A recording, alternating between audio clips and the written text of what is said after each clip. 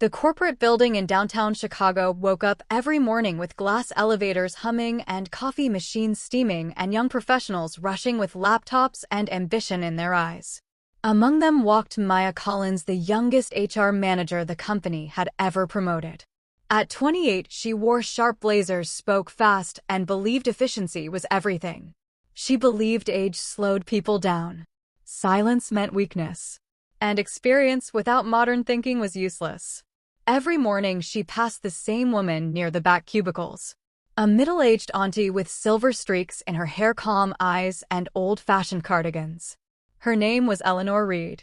She had worked in the company longer than most people could remember. She never interrupted meetings. Never spoke unless spoken to. Never raised her voice. Never joined office gossip. To Maya, she looked outdated, invisible, and irrelevant. One day, during a leadership meeting, Maya glanced at the seating chart. "Why is Eleanor still listed as policy advisor?" she asked. The room went quiet. Someone replied softly, "She has always been there." Maya smirked. "We are restructuring. We need energetic voices, not relics." That word relic echoed silently. Later that afternoon, Maya sent out a company-wide message. All legacy advisory roles will be reviewed. Attendance in modern compliance training is mandatory. Failure to adapt may result in role elimination. When Eleanor read the email, she did not react. She closed her eyes for a moment, opened a dusty folder on her computer, and began typing slowly. While Maya celebrated her bold leadership move, she had no idea that one quiet auntie, who everyone ignored, had written the policies that protected the company for decades. And she was about to expose the truth. The company's biggest secret. Not with anger. Not with confrontation. But with a single policy email. That would change everything. The next morning, the office buzzed louder than usual. Maya walked in, confident heels clicking against the marble floor. She felt proud of the message she had sent. To her, it was leadership, progress, modernization, control. In her glass cabin, she checked her inbox, smiling. Then Eleanor pressed send. The subject line was simple: policy clarification regarding legacy compliance framework. Most people ignored it. They assumed it was another boring policy note from the quiet auntie. Eleanor had learned long ago that loud messages attract resistance. Quiet truth travels deeper. Her email did not accuse, did not threaten, did not sound emotional. It simply stated facts. She explained how certain compliance policies had been modified quietly over the last 3 years. How emergency clauses had been bypassed to accelerate profits. How legal safeguards had been removed from employee contracts without proper board approval. She referenced policy numbers, archived memos, digital signatures, and dates. Everything written in calm professional language. At the bottom, she added one sentence. According to federal regulation, these changes require disclosure before the next audit. Maya skimmed the email and laughed. She forwarded it to her assistant with a note. Old school panic. Ignore for now. But the legal department did not ignore it. Neither did the finance head. Nor the external auditor, copied accidentally on the chain. By noon, whispers moved faster than coffee refills. Is it true? Did we skip approvals? Who signed this? Why does Eleanor have access to these archives? Maya felt the shift, but dismissed it. She called Eleanor into her cabin. Eleanor walked in slowly, carrying no files, no phone, just calm. Maya leaned back. You should not create confusion with unnecessary emails. We are evolving here. Eleanor looked at her gently. Evolution without memory becomes destruction. She turned and walked out. That evening, Maya received a call from the board office. They wanted a compliance briefing. Immediately. And suddenly the quiet auntie did not seem outdated anymore.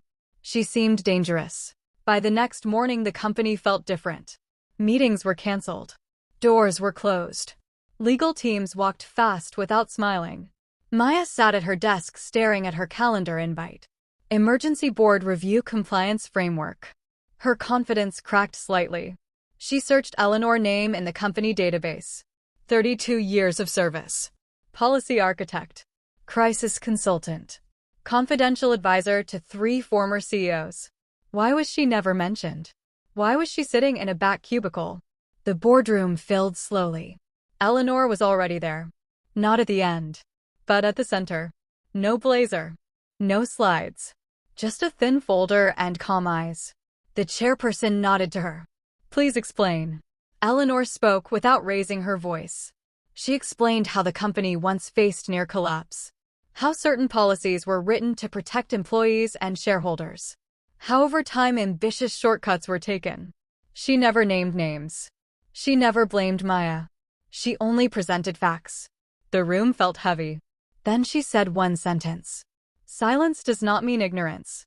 It means restraint. The external auditor cleared his throat.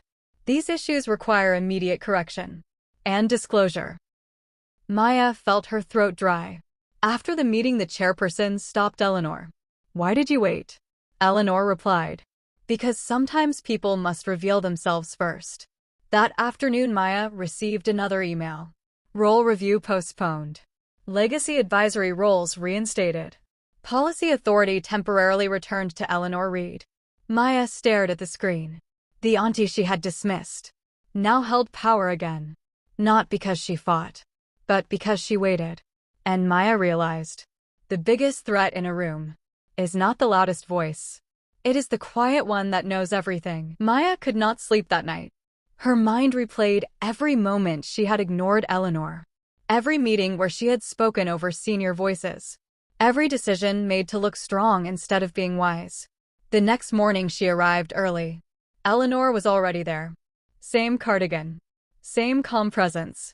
Same quiet desk near the window. Maya hesitated, then walked over. I misjudged you, she said. Eleanor smiled gently. You judged what you saw, not what existed. Maya asked why she stayed silent for so long. Why she accepted being sidelined. Eleanor explained slowly. When you speak too early, people defend their pride. When you wait, they reveal their truth. She shared how previous leaders had pushed her aside because she refused to compromise ethics. How staying quiet allowed her to document everything. How respect earned through patience lasts longer than authority forced through titles. Maya listened. For the first time, she did not interrupt. Later that day, another email circulated.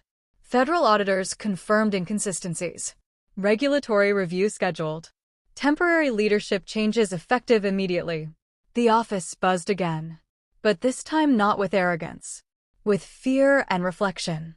Employees whispered about the auntie. About how she knew everything. About how she never used it for revenge. Maya realized something painful. Leadership is not about sounding modern. It is about protecting people when no one is watching. Eleanor packed her folder and stood up. I am retiring after this review, she said. Maya looked shocked. You could run this place. Eleanor replied. Power is only useful when passed on. The announcement of Eleanor's retirement spread quietly. No celebration. No farewell banners.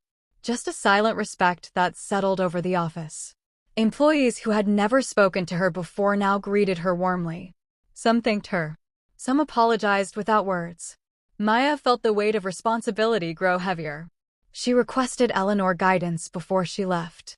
They met in a small conference room with sunlight falling softly on the table. Maya admitted her mistakes. Her hunger to prove herself. Her fear of being seen as weak. Eleanor listened. Then she said, strength that needs to announce itself is still insecure. She taught Maya how to read between policy lines. How ethics protect companies more than profits. How real leadership feels lonely at first. During the audit chaos, a surprising thing happened. Employees began reporting issues openly. Departments corrected past shortcuts. Managers slowed down and listened. The company culture shifted. Not because of punishment, but because truth had been allowed to surface. On Eleanor's last day, Maya walked her to the exit. You changed everything, Maya said. Eleanor replied. No. You were ready to see it. She handed Maya the thin folder. Inside were handwritten notes. Lessons. Warnings. And one final line. Protect people first. Everything else follows. Maya watched her leave. The quiet auntie, who never raised her voice, but reshaped an entire corporation. Weeks passed after Eleanor left. The audit continued. Corrections were made. Executives were questioned. Some resigned quietly. Maya stood at the center of the storm. This time she did not rush, did not perform leadership, did not send bold emails for attention. She listened. She invited older employees into meetings. She asked questions instead of making statements. She reviewed policies line by line late into the night. People noticed.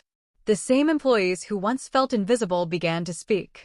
Not with fear, but with trust. One afternoon the board called Maya in. The company needs a permanent compliance head. Someone who understands both change and memory. They looked at her. Maya felt the weight Eleanor once carried. She accepted. Her first decision was simple. She restored Eleanor's legacy framework, updated it without deleting its soul, and created a mentorship program pairing young managers with senior staff. The office atmosphere changed again. Not fast, not flashy, but strong. Maya often sat at the same back desk Eleanor once occupied, reading, observing, learning. She finally understood. Leadership is not about being seen.